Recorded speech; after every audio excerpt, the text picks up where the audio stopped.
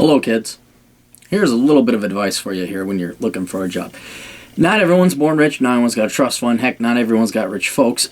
Not everyone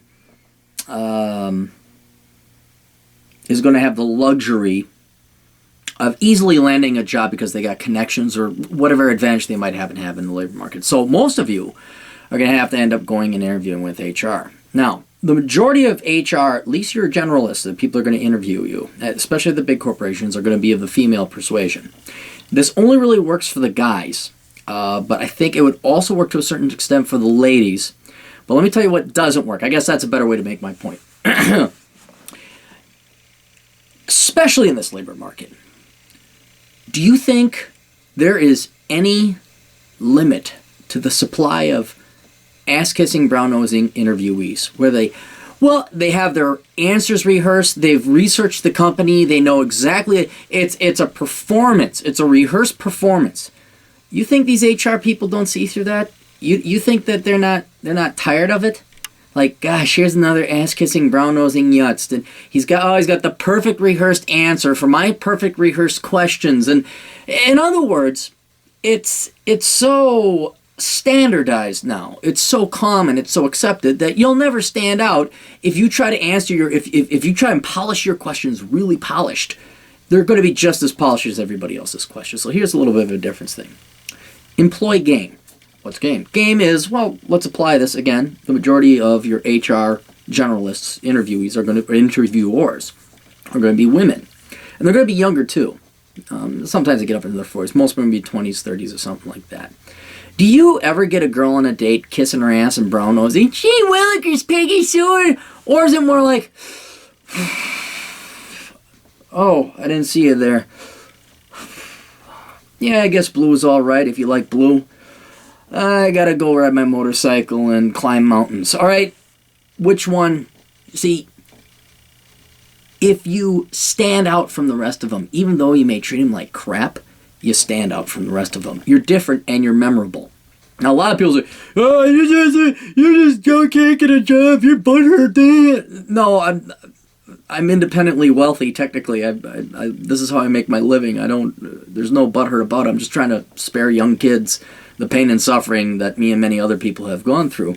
But it's true. It has worked. I've done this before. This actually works. If I look back, and this is like towards the later quarter even, this is a relatively new device. I think I really got frustrated. Actually, I'll tell you how I fell onto it. It was daytime. I was drinking. It's a good old time. And this guy called up, and I was just myself like, what? I ain't gonna work for no shitty-ass community bank. Go to hell. What kind of crap? I just ripped this guy a new one. Like, I'm not tolerating bullshit. I'm not doing stupid loans, blah, blah, blah. We're not loaning money to the vice president's uncle. I just lit this guy up. I ended up getting the contract. And that turned on the light. Hey, when you go in an interview, don't kiss their ass. Don't be an asshole either. Don't be mean. But, like, here's a perfect example. They'll ask you, so why do you want to work here? You say, I don't know if I want to work here yet. Or if you really want it, this be cutting the edge, you say, well, because you're going to pay me. What are you looking for in a job? Money. They're going to be so taken aback.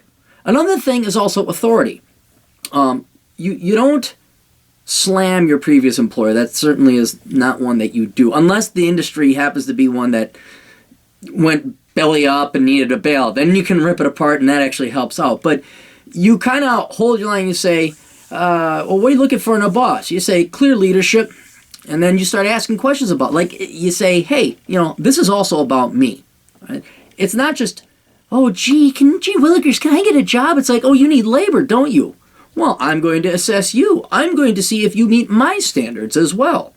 And holding that line, playing cool and aloof and indifferent, is very similar to playing cool, aloof, and indifferent when you're trying to date these girls. And the psychology parallels, at least, or has some commonalities, and that's why I think in the past that has actually worked. Now, when it comes to the rare male interviewer from HR, you'll get male interviewers like hiring managers just as much as you get women interviewers, and that's good. You want to talk to the hiring manager. So, but On the rare instance you get that screening interview by a guy, same thing. Especially for men. I don't know about the women. Women would have to attest to this differently. But especially with men, you hold the line. You show dominance, right? Again, not arrogance, not cockiness, not being an asshole, but you show like you're at least holding on to your guns. Now, this may be hard if you don't have a lot of experience in the field and you are a genuine rookie. So there it probably pays to do that. But after you get, 5, 6 years in the industry, absolutely. You know your shit. You don't study the company, blah, blah. But when that HR guy asks you, oh, so why do you want to work here? I say, well, because you're going to pay me. And they say, salary negotiation is another perfect thing. They say, well, what are you looking for in salary? Tell them exactly what you want. You say, I'd like, $75,000. Well, the best we could do is 60. Okay, then there's nothing left to talk about. Sorry to waste your time. They'll call him back. Or at least they'll be calling back more than, okay, I'll take 60, whatever, I'll give you 40, whatever. All right? So the market right now, the unemployment is so high and the labor market's so bad. There's so many desperate people out there. There's going to be a better ass-kissing, brown-nosing soothsayer out there than you. So don't even try that game. Stand out. You may not, let's put it this way. It's better to be memorable as someone that ruffled their feathers than to be someone who's unmemorable because they just went with the flow and kissed ass and didn't distinguish themselves from somebody else, from anyone else. Right? So, it's a fine line. You don't want to beat them up. You don't want to abuse them. But definitely make it known that you're different. And you don't need the job. Just like with girls. You don't need, another one's going to come along. Great line I always use. They say, why are you looking for a job? I try different ones. Sometimes I just do it for fun. Honest to God, sometimes now it's just, if I ever do go in an interview, it's more just to toy around with the HR people. But come up with different sayings. Like, so, why are you looking to get back into, it's like, because I'm bored. Really, yeah. But I don't really need the job. Really? Why not? Well, it's really just for intellectual pursuits because my girlfriend's rich. And, so it's got to be a perfect fit. Otherwise, if you're looking for someone who's going to come in 90 hours a week and say yes, sir, and how high, I'm not the guy. I'll tell you what it is. But at least they remember that cocky asshole.